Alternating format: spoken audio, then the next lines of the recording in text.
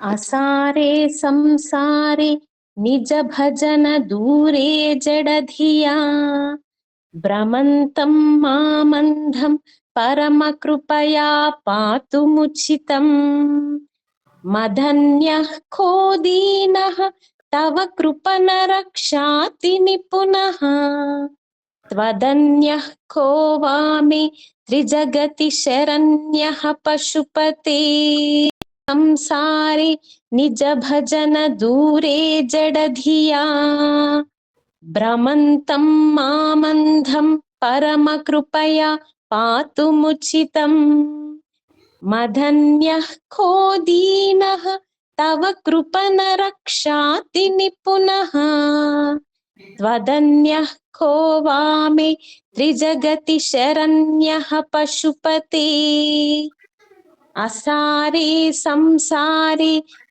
भजन दूरे जडधिया भ्रमन्तं मामन्धं परमकृपया पातुमुचितम् मदन्यः को दीनः तव कृपणरक्षाति निपुणः त्वदन्यः को वामे त्रिजगति शरण्यः पशुपते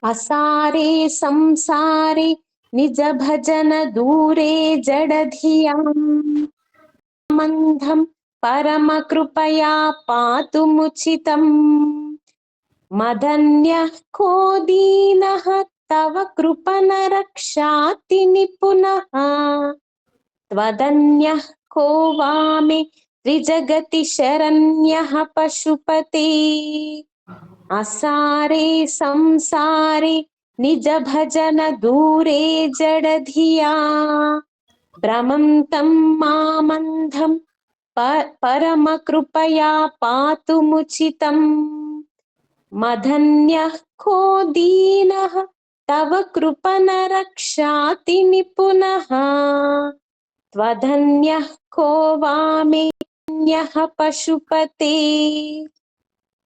ఓకేనా అండి శ్లోకము?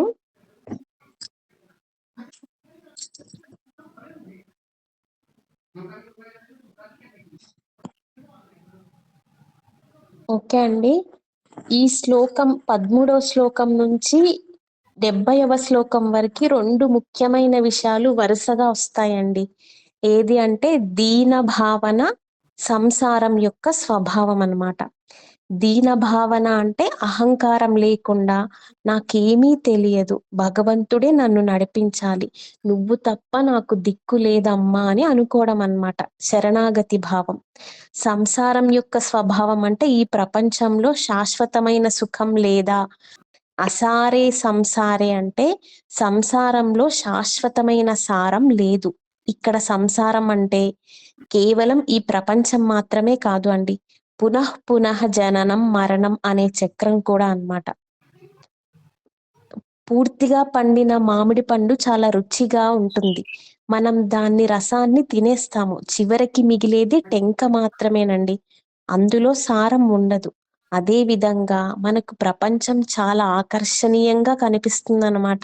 ముఖ్యంగా ఎవరన్నా పొగిడిన ప్రశంస, డబ్బు, ఇల్లు, కారు, వస్తువులు, సంబంధాలు ఇవన్నీ మనకు ఆనందాన్ని ఇస్తున్నట్లుగా అనిపిస్తాయి మనకి. కానీ ఆ ఆనందం తాత్కాలికం మాత్రమే, శాశ్వతమైనది కాదు. శాశ్వత ఆనందం ఏది అంటే ఆనంద స్వరూపమైన ఆత్మజ్ఞానంలోనే ఉంది. జడధియా భ్రమంతం మామంధం. ఇక్కడ శంకరాచార్యులు తనకు తాను 2 విధాలుగా చెప్పుకుంటున్నారండి. తనను తాను 2 విధాలుగా చెప్పుకుంటున్నారు. జడధియ అంటే అజ్ఞానంతో కప్పమంతం అంటే ఈ ప్రపంచంలో ఒకదాని వెంట మరొకటి వెతుక్కుంటూ తిరుగుతున్నాను. మామందం వివేకం లేకుండా అంధంగా ప్రపంచాన్ని అనుసరిస్తున్నాను, అంటే గుడ్డిగా ప్రపంచాన్ని అనుసరిస్తున్నాను. అంటే వస్తువు, వ్యక్తి, పరిస్థితి వీటి ద్వారా ఆనందాన్ని పొందాలని మనం నిరంతరం ప్రయత్నిస్తూ మన నిజమైన స్వరూపమైన ఆత్మజ్ఞానానికి దూరం అవుతున్నాం అన్నమాట. నిజ భజన దూరే, నేను నీ భజనకి నీ స్మరణకి దూరమైపోయి ప్రపంచ విషయాల వెనుక ఈ ప్రపంచ లంపటంలో తిరుగుతున్నాను తండ్రి. అదే శంకరాచార్యులు శివునితో ప్రార్థిస్తున్నారనమాట. ఓ పశుపతి నన్ను రక్షించు, నన్ను తిరిగి ఆత్మజ్ఞానం వైపు నడిపించు. దీనః, ఇది చాలా ముఖ్యమైన పదం అండి. ఇక్కడ దీనః అంటే పేదవాడు లేదా దరిద్రుడు అని కాదండి. శంకరాచార్యుల భావంలో దీన భావన అంటే అహంకార రాహిత్యం అన్నమాట. నేనే చేశాను, నాకు మమకారం వస్తుంది. అహంకారం అంటే నేను, మమకారం అంటే నాది. ఈ రెండింటిని విడిచిపెట్టి భగవంతుడా నీవే నాకు ఆధారం అనే భావన రావడమే దీన భావన అని చెప్తున్నారనమాట. పరమ కృపయా పాతుముచితం. ఓ పరమేశ్వర, నీవు పరమ కరుణామూర్తివి. నన్ను రక్షించడం నీ స్వభావం కాబట్టి నన్ను కాపాడు, నన్ను సరైన మార్గంలో నడిపించు. ఎందుకంటే మనందరం భగవంతుని పిల్లలమే అండి. జగతః పితరౌ వందే పార్వతీ పరమేశ్వరౌ అంటే ఈ జగత్తుకు తల్లిదండ్రులైన పార్వతీ పరమేశ్వరులకి నమస్కారం. అందువల్ల ఈ శ్లోకంలో భక్తుడు ఇలా అంటున్నాడనమాట. ఓ శివ, ఈ సంసారంలో శాశ్వతమైన సారం లేదని నాకు అర్థమైంది. అజ్ఞానంతో నేను ప్రపంచం వెంట తిరుగుతున్నాను. నా అహంకారాన్ని తొలగించు తండ్రి. నన్ను నీ వైపు తిప్పి ఆత్మజ్ఞాన మార్గంలో నడిపించు. నీవు దీనులను రక్షించేవాడివి కాబట్టి నన్ను రక్షించు తండ్రి అంటున్నారనమాట. వదన్యః కోవామే త్రిజగతి శరణ్యః పశుపతే. ఓ పశుపతి, 3 లోకాలలో నన్ను రక్షించగలవాడు, పైకి తీసుకురాగలవాడు నీకంటే మరొకరు లేరు తండ్రి. అందుకే నీ శరణు తీసుకుంటున్నాను అని చెప్తున్నారనమాట. ఇక్కడ దీనత్వం అంటే దీనః, శరణాగతి అంటే శరణ్యః. నీవే నా రక్షకుడవి, నేను నీకు పూర్తిగా సమర్పించుకుంటున్నాను అనే భావమే శరణాగతి అండి. భక్తునికి సాధకునికి ముఖ్యమైన అర్హతలేంటో చెప్తున్నారండి. భగవంతుని గుణం ఏంటంటే కరుణ, దయ, రక్షణ, దీనులను రక్షించడం. ఇదే భగవద్గీతలో కూడా చెప్పారండి కృష్ణుడు, తనను ఆశ్రయించిన వారిని సంసార సాగరం నుంచి తానే ఉద్ధరిస్తానని. ఇక్కడ ఏంటి, భక్తుని వైపు ఏముండాలండి, మన వైపు ఏముండాలి, దీనత్వం, శరణాగతి. ఈ 2 ఉంటే స్వామి అమ్మ కళ్ళు మనని కరుణతో చూసి అమ్మ మన దగ్గరికి లాక్కుంటుంది. అది చెప్తున్నారనమాట.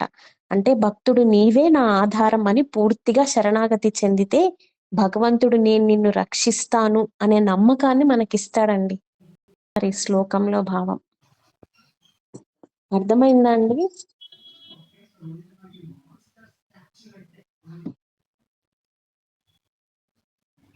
ఓకే అండి.